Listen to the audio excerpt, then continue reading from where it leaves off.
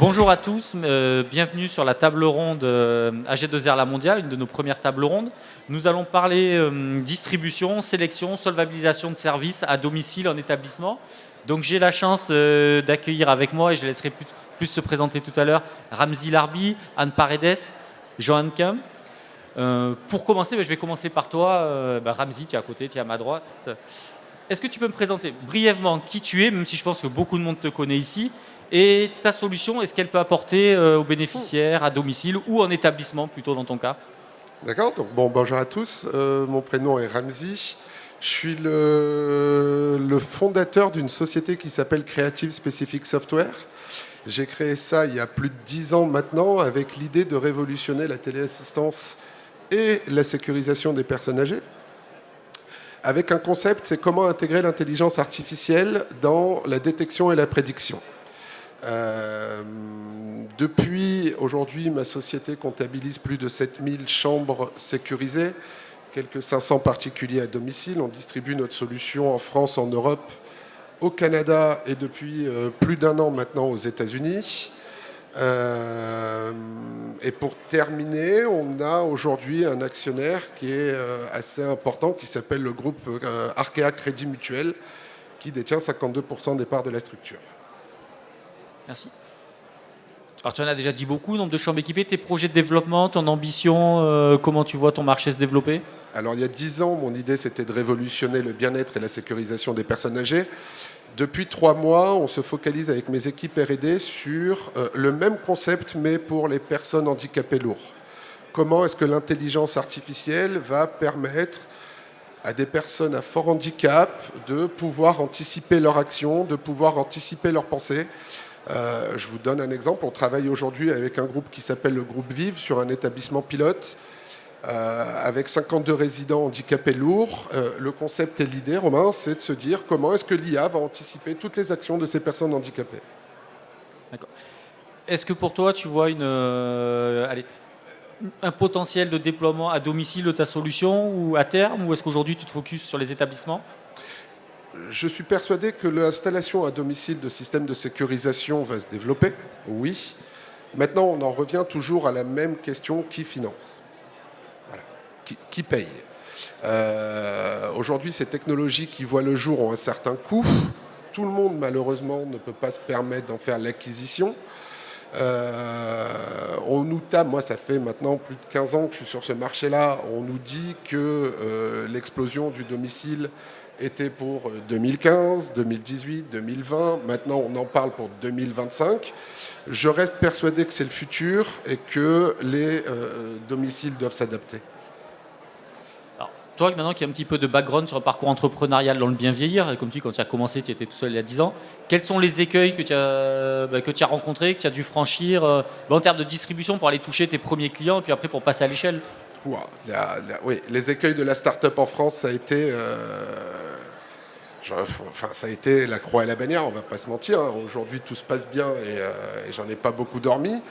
Les écueils, c'est quoi? C'est une technologie qui était innovante à l'époque. Je vous laisse imaginer arriver avec une caméra dans un domicile ou dans une chambre d'EHPAD il y a 15 ans, c'était impossible.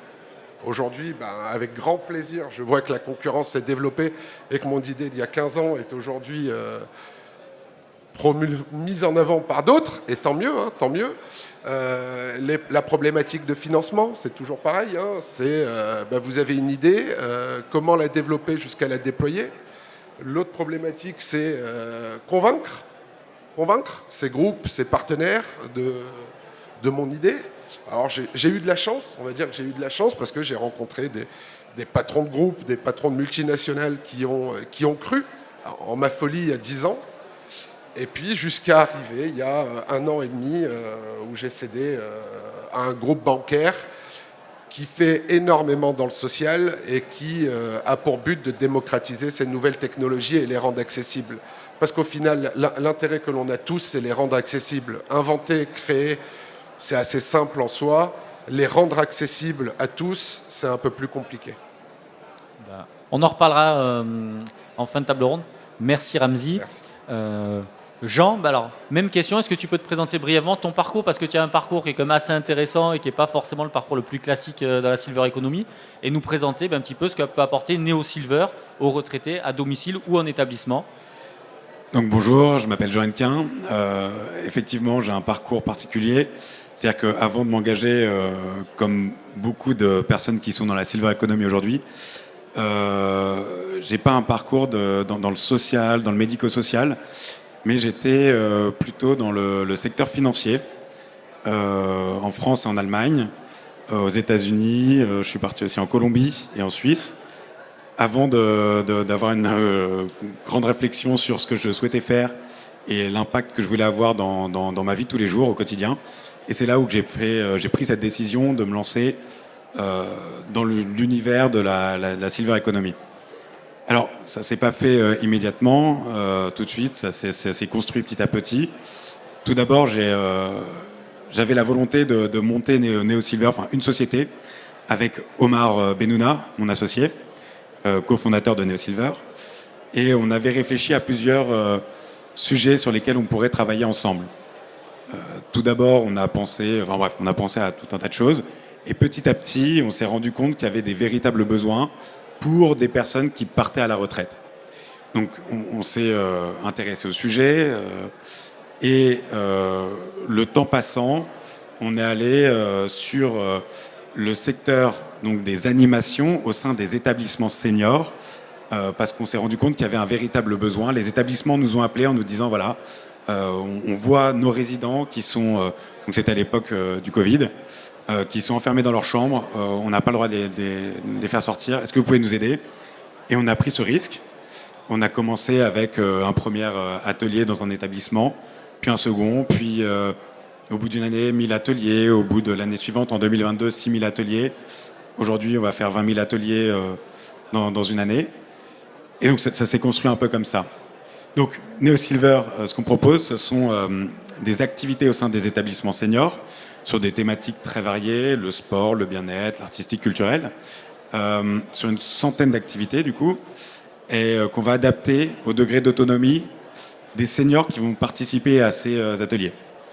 À côté de ça, on a une autre grande activité très importante pour nous, qui sont des ateliers de prévention pour les seniors, des jeunes seniors autonomes, pour les accompagner au moment du passage de la vie active à la retraite. Là encore, sur une dizaine de thématiques différentes, le sommeil, la nutrition, le sport, etc. Alors tu as parlé du nombre d'ateliers, mais voilà. Donne un petit peu aux gens qui nous écoutent quelques chiffres aujourd'hui. Combien vous étiez il y a quelques années quand on s'est connus, et aujourd'hui ce que c'est Neo Silver Donc en 2000, alors effectivement, ça fait un moment qu'on se connaît, Romain, et tu fais partie de ceux qui nous ont accompagnés depuis le début. Et c'est quelque chose de très important pour nous, et j'en parlerai, et ça ferait écho avec ce que disait Ramzi tout à l'heure. Donc on a commencé en 2019, juste avant Covid. Ça a été très compliqué, on a survécu comme on a pu pendant 2 ans. Et petit à petit, on s'est développé donc, avec un premier salarié en 2021. Puis en 2022, on était une dizaine. Aujourd'hui, on est un peu plus de 50. On est absolument présent partout en France. On est présent un peu en Belgique. Et on est à ce moment, ce qu'on appelle au passage à l'échelle, où on commence. Bon, déjà, on a toujours cette volonté de mailler toujours le territoire un peu plus en France, mais aussi aller accompagner les seniors qui sont à l'étranger, notamment dans le territoire ibérique ou dans les pays germanophones. Et voilà, et on cherche à être accompagné par des personnes qui connaissent, qui connaissent les terrains, les spécificités de ces terrains, et des structures qui accompagnent les seniors dans ces régions. Et aujourd'hui, combien de salariés? Donc aujourd'hui, on a un peu plus on a 53 salariés précisément, et on a 4000 intervenants qui nous accompagnent partout en France. quels sont les écueils que tu as? Alors, bon, tu en as cité certains. Le premier, c'était le Covid, évidemment. Mais les écueils en tant que alors, entrepreneur, mais bon, sous une forme qui est là. Dans ce cas, tu interviens sur une activité qui est plutôt aujourd'hui couverte par le réseau associatif. Là, vous avez choisi une autre forme. Vous avez levé. Quels sont les écueils pour toi sur ce marché-là, alors, pas qui nuisent au développement, mais qui ont pu l'entraver ou que tu n'avais pas forcément peut-être anticipé au lancement de la solution? Alors, ce qui est assez compliqué, c'est de bien comprendre, même si théoriquement, on intellectualise tous le fait qu'il faille faire du sport, qu'il fasse faire de l'activité intellectuelle, culturelle, et que ça va aider à mieux vieillir et aider à préserver son autonomie. C'est pas pour autant que des moyens sont mis en place. Donc, ce que disait Ramzi, à juste titre, c'est l'accompagnement financier, humain, bien guider les entrepreneurs qui sont extrêmement engagés. Nous, ce qu'on a fait, c'est qu'on a pris le pari de prendre peut-être un peu plus de temps, mais en mettant énormément de qualité. C'est vertueux, ça prend plus de temps, mais c'était aussi beaucoup plus risqué pour trouver un équilibre financier. Mais heureusement, on a trouvé quelques partenaires sur qui on a pu vraiment compter et qui nous ont énormément aidés. Mais je pense que pour une solution qui commence, et si on n'avait pas rencontré les bonnes personnes au bon moment, on n'en serait peut-être pas là aujourd'hui. Et ça c'est vraiment la grosse complexité. Il y a un écosystème qui est incroyable. Maintenant, voilà, il faut miser sur les jeunes pousses et les accompagner réellement. Merci. Alors, vous avez tous les deux parlé d'accompagnement ou aussi d'accès à la solution pour le bénéficiaire final. Alors, qui dit accès à la solution, solvabilisation, on dit aussi sélection par le financeur. Donc là, je vais passer la parole à Anne pour l'instant. Alors, Anne, est-ce que tu peux déjà te présenter pour ceux qui ne te connaissent pas ici et représenter le Lab Usage et Autonomie d'AG2R? Oui, bonjour à tous. Anne Paredes, je travaille donc à la direction des activités sociales d'AG2R La Mondiale. Alors, le Lab Usage et Autonomie a été créé depuis plusieurs années déjà, puisqu'il date de 2019, à partir de deux constats. Les seniors, les retraités sont des acteurs économiques et sociaux à part entière. Et le deuxième constat était que beaucoup, malheureusement, de solutions lancées sur le marché ne répondaient pas aux envies, aux usages des seniors, donc des bénéficiaires finaux. L'idée du Lab Usage et Autonomie, c'est d'expérimenter, en lien avec les principaux intéressés que sont les seniors, des solutions et des services. Alors, le Lab a évolué, mais globalement, il se compose ainsi. On a d'abord le Lab EHPAD, qui, comme son nom l'indique, permet d'expérimenter des solutions en EHPAD. On travaille avec des prestataires, systématiquement, qui sont experts en la matière, avec la fondation I2ML à Nîmes, et qui va mettre à disposition des solutions auprès d'EHPAD pendant plusieurs semaines, plusieurs mois, et évaluer l'usage qui est vraiment fait de la solution au sein de l'établissement. Et c'est vrai qu'on peut avoir des surprises entre la promesse sur le papier d'amélioration du lien social, de la motricité ou autre, et l'usage réel qui est fait. Donc là, on est vraiment dans l'évaluation d'usage. On a également le Silver Lab, avec deux actions un petit peu différentes, mais qui se complètent. Les focus group, qu'on mène avec Silver Valley. Là, on met en présence des porteurs de solutions avec des groupes de seniors et qui vont réagir à chaud, donner leur avis, tout simplement, s'exprimer, dire ça leur plaît pas, est-ce qu'ils auraient envie d'adhérer à la solution ou pas, pourquoi, donner des conseils d'amélioration. Et une partie où là, on est plus Living Lab avec le TASDA, qui est basé à Grenoble, où là, un peu comme en EHPAD, mais à domicile, la solution va être mise à disposition pendant plusieurs semaines ou plusieurs mois pour vraiment voir quel est l'usage de la solution par les personnes âgées et bien souvent leurs aidants familiaux également. Et on a développé tout récemment une troisième prestation qui vient compléter les autres, qui est l'analyse de robustesse économique, parce qu'on s'est rendu compte que même si l'usage, c'est le nerf de la guerre, c'est ce qu'on voulait vraiment mesurer, il faut aussi que les solutions, elles tiennent la route économiquement, voire les accompagner, les conseiller, pour pouvoir ensuite les déployer plus largement. C'est intéressant ce que tu nous dis sur le lab, mais aujourd'hui le but c'est pas de faire l'évaluation de l'évaluation. Donc une fois qu'on a fini cet accompagnement, qu'est-ce qu'on fait de ces structures qu'on a identifiées, qu'on a repérées? Alors nous, si on évalue ces structures et ces solutions aujourd'hui, c'est parce que dans le cadre de notre action sociale, on a la possibilité de soutenir du service, de le rendre accessible à nos allocataires. Et l'idée de pouvoir évaluer ces solutions, que ce soit en matière d'usage ou de robustesse économique, c'est de s'assurer qu'elles sont de qualité, qu'elles répondent aux envies, aux besoins des bénéficiaires et qu'on peut en fait les proposer en toute sérénité, en toute tranquillité au titre de nos fonds sociaux. Voilà, on est vraiment dans le champ de l'action sociale et ça nous aide vraiment à qualifier ces services, les identifier, les qualifier, voir, et c'est l'idéal, proposer ces services à nos allocataires en EHPAD, à domicile ou en habitat alternatif. Merci. Ramzi, Jean, je vous pose la même question. Est-ce que c'est intéressant pour vous justement d'avoir ce niveau, de passer par ce type de dispositif ou d'avoir une qualification d'un tiers qui dit que vous êtes référencé, alors des fois solvabilisé ou non, mais est-ce que ça apporte une crédibilité auprès du projet entrepreneurial? Oui, clairement, ça apporte une crédibilité sur la solution technique, puisque, comme l'a très bien dit Anne, il y a un panel d'experts qui vient tester, valider. Le point le plus important aussi, c'est que ça réponde à un besoin. Voilà, clairement. Donc le panel de personnes âgées qui va tester et donner son avis, j'ai envie de dire, c'est primordial pour tous ceux qui ont des solutions et qui souhaitent demain intégrer ce marché de la silver economy. Et beaucoup, malheureusement, font l'erreur, c'est-à-dire qu'ils développent, qu'ils innovent, sans pour autant demander l'avis aux principaux intéressés. Est-ce que ça répond vraiment à cette problématique? Et puis, après, l'intérêt, c'est aussi cet accompagnement que vous pouvez apporter dans le cadre du financement et de la démocratisation de ce type de solution. C'est ça, en fait, c'est véritablement la première étape qui permet d'accélérer jusqu'à la mise sur le marché d'une solution. Et c'est une étape qui est très aidante et qui permet vraiment d'aller beaucoup plus vite, plutôt que d'aller chercher par soi-même, de trouver ses seniors, de trouver une population de test, d'aller chercher soi-même ses financements, etc. Là, tout est fait pour qu'on valide cette première étape-là. Merci. Anne, tu parlais de notre action sociale, mais c'est aussi et surtout c'est l'action sociale de l'Agir Carco. Donc aujourd'hui, comment, tu peux en parler librement, quels sont un petit peu nos plans aujourd'hui pour développer cela à un niveau que ce ne soit pas seulement un G2R?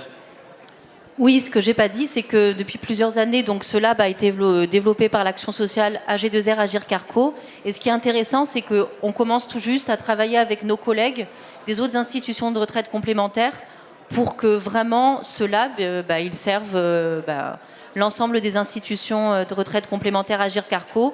Et comme le disait Romain, on est vraiment dans le but de pouvoir cribler des services, pas seulement au niveau d'AG2R, mais de l'ensemble des institutions de retraite complémentaire Agir Carco. Donc voilà, on commence à travailler ensemble et du coup ça prend une autre dimension. Ça prend du temps bien évidemment, mais en tout cas ça pourra avoir encore plus d'impact parce que ça servira l'ensemble du régime Agir Carco. Oui.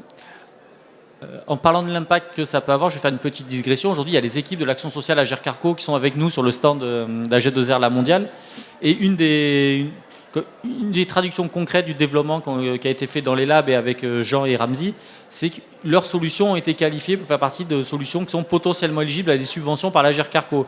La méthodologie lab, c'est du concret après, donc ça permet demain peut-être d'être éligible. Et pour massifier notre impact, le choix qu'on a fait, qui est stratégique, c'est de dire sélectionnons que certaines solutions pour les rendre éligibles, parce que celles-là, on sait qu'elles fonctionnent et on sait qu'elles ont la robustesse pour fonctionner demain. De ne pas s'engager, comme on l'a vécu trop souvent, des fois, sur financer une solution qui, 6 mois après, s'arrête. Et qu'est-ce qu'on fait? Ou même pire, où l'entrepreneur devient dépendant des fonds sociaux. Donc c'est extrêmement aussi important d'avoir des solutions qui ont fait leur preuve de marché par elles-mêmes, c'est-à-dire qu'on a déjà trouvé des clients. Ça permet quelle est la meilleure preuve de valeur d'avoir trouvé des clients qui étaient prêts à payer pour la solution? Ce qui n'est pas le cas de ceux qui viennent voir que pour de l'expérimentation. Aujourd'hui, Ramzi, Anne, Jean, pour terminer, est-ce que vous auriez des conseils aussi à donner des entrepreneurs qui se lancent? Nous, alors dans le lab, on en a vu 1000. Vous avez fait un parcours en dents de scie. Vous avez connu un peu toutes les étapes de la création d'entreprise dans le bien vieillir. Donc, quelques conseils pour ceux qui ont des projets, pour des stages de maturité moins avancés que les vôtres? Alors, le premier conseil que je donnerais, c'est de s'accrocher, de vraiment ne pas avoir peur à se confronter à son marché aussi. Ça, c'est surtout ça, ne pas attendre d'avoir une solution parfaite, aller tout de suite sur le marché, vérifier, et pas attendre d'avoir une solution dont le design soit magnifique, et attendre, s'il y a un intérêt, on le verra directement, et ça permettra de se confronter directement à ce marché. Voilà, premier conseil principal. Non, je vais te rejoindre. Il faut énormément de courage, énormément d'envie. Voilà, je pense que l'envie, c'est primordial, parce que sans ça, je pense que j'aurais mis la clé sous la porte au bout de 2 ans. Excuse-moi du terme, mais il faut avoir, envie. Envie et y croire. Parce que je rencontre tellement d'entrepreneurs qui n'y croient pas eux-mêmes qu'au final, j'ai envie de leur répondre, arrêtez. Si vous n'y croyez pas vous-même, ça sert à rien d'essayer d'aller convaincre d'autres personnes d'y croire à votre place. Si je peux aussi juste rajouter, être entouré. C'est hyper important de rencontrer des personnes qui peuvent nous aider, nous ouvrir des portes, nous guider. Ça nous a énormément aidé. Oui. Moi, dans l'évolution de ma boîte, j'ai rencontré des Romains, j'ai rencontré des Alain Monteux, qui est ici, du groupe Tunstall, qui est quand même le numéro 1 mondial. Et y aller au culot. Moi, je suis quelqu'un de très culotté, donc j'y vais. Et ne pas avoir peur d'y aller et de considérer que vous allez réussir. Et moi, c'est ce qui m'a permis à cette époque-là d'aller voir ce monsieur-là qui était le patron d'une boîte anglaise numéro 1 mondiale en lui disant « Je vais révolutionner le marché et vous avez tout intérêt à travailler avec moi ». Alors il m'a regardé de haut en me disant « Mais vous êtes qui ?» J'ai dit aujourd'hui personne, mais demain, quelqu'un qui va peut-être évoluer. Et aujourd'hui, on est amis. Et ouais, le culot, faut y aller au culot. Ouais. Je pense que je vais m'arrêter par cette conclusion. Voilà, osez vous rencontrer vos partenaires, osez aller voir les gens du secteur. La plupart sont quand même bienveillants et vous conseilleront. Soyez entourés, et pour ceux qui veulent en savoir plus sur leurs solutions, nous avons le plaisir de les accueillir pendant 2 jours. Ou sur les labs, on a l'équipe des labs AG2R qui vous attend et qui vous renseignera avec plaisir. Merci à tous. Merci. Merci beaucoup.